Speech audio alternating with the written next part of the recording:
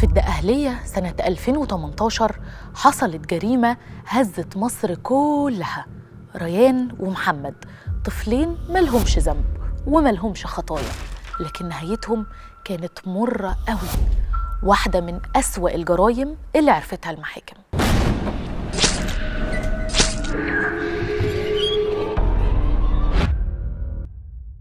ريان ومحمد طفلين من قرية 100 سلسيل في الدقهلية، عايشين حياة بسيطة. يوم عيد الأضحى خرجوا مع أبوهم محمود نظمي، اللي قال إن فجأة ولاده الاتنين اختفوا من قدامه. محمود بلغ الشرطة إن ولاده اتخطفوا من الملاهي، قال إن واحد جه حضنه وهو بيفسح ولاده في الملاهي باعتبار إنه زميله القديم وشغله بالكلام، ومجرد ما سلم عليه بيلف حوالين نفسه ما لقاش ريان ومحمد. الناس قلبت الملاهي تدور عليهم، الشرطة جت واخواته جم والدنيا اتقلبت. محمود كلم أمه العيال في التليفون وهو بيصرخ وبيقول لها عيالنا اتخطفوا. شهود قالوا إنهم شافوا طفلين ماشيين مع واحدة منقبة وركبوا توك توك. محمود صدق القصة وصدق الناس، والشرطة بدأت تدور على ريان ومحمد. راحوا فين؟ تاني يوم الشرطة بيجيلها بلاغ من صياد في فارسكور في دمياط، بيقول إنه لقى جثتين لطفلين تحت الكوبري. محمود راح يتعرف عليهم، وأول ما شاف ولاده في تلاجة الموتى وقع على الأرض وأغمى عليه، ودموعه ما وقفتش لحظة. الجنازة اتعملت والقرية كلها حضرت، الكل وقف جنب الأب المنهار. وبعد الدفن محمود اختفى، ساب رسالة لمراته وقال لها إنه مش هيرجع غير لما يجيب حق ولاده، يا إما يموت زيهم. فريق البحث وهو بيدور على الجاني اللي قتل ريان ومحمد بدأوا يدوروا ورا محمود نظمي الأب عن سر اختفائه لغاية ما وصلوا للحظة الصادمة. كاميرات المراقبة فوق كوبري فارسكور كشفت الحقيقة.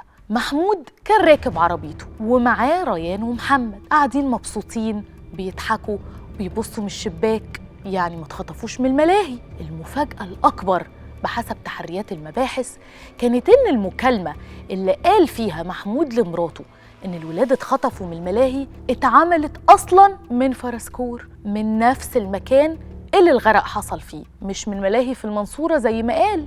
الطب الشرعي حدد وقت الوفاة، واتضح إن توقيت المكالمة متزامن مع وقت سقوط الطفلين في المية. هنا بقى محمود نظمي الأب هو المتهم الأول. اتقبض على محمود، والمباحث بتلاقي في جيوبه كمية كبيرة من المخدرات وجواب مكتوب فيه اعتراف بخط إيده لمراته إنه قتل ريان ومحمد ولاده عشان يريحهم من الدنيا. محمود أنكر إنه كتب الجواب ده، لكن خبير الخطوط أكد إن الجواب بخط محمود. ورجع محمود في أقواله وقال إن تجار آثار خطفوا ولاده وهددوه وأجبروه يكتب الجواب، لكن التحريات النهائية كانت وصلت. محمود ما راحش الملاهي أصلاً، وخط سيره من بيتهم كان متجه ناحية دمياط على المكان اللي رمى فيه الطفلين. كذب محمود اتفضح في أقوال زوجته أم ريان ومحمد، اللي قالت إن محمود المخدرات لحست دماغه، وإنه كمان كان بيتعاطى قدام العيال، وكان بيزعق ويضرب، وكان شايف إن العيال وجع دماغ. محمود بعد ما ضغطوا عليه شوية اضطر يقول أخيراً الحقيقة قدام النيابة. قال إنه قبل الجريمة كان شارب كمية كبيرة من المخدرات، وكان شايف حياته ملهاش قيمة، وشاف إن عياله هيعيشوا في الدنيا يشوفوا وحاشة أبوهم، فقرر يريحهم. بيكمل ويقول إنه يوم العيد راح لقرايبهم واشترى للعيال لعب وحلويات، وقال لمراته هيوديهم الملاهي يتفسحوا. راح بريان ومحمد على كوبري فارسكور وقال لولاده أنا هوديكم الجنة يا حبايبي، ورماهم واحد ورا التاني. وبعدها بثواني كلم مراته وصرخ في التليفون وقال لها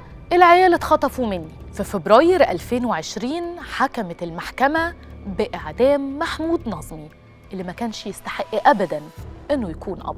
دي كانت جريمة مش سيمة، حكاية لجريمة حقيقية من دفتر جنايات المحكمة.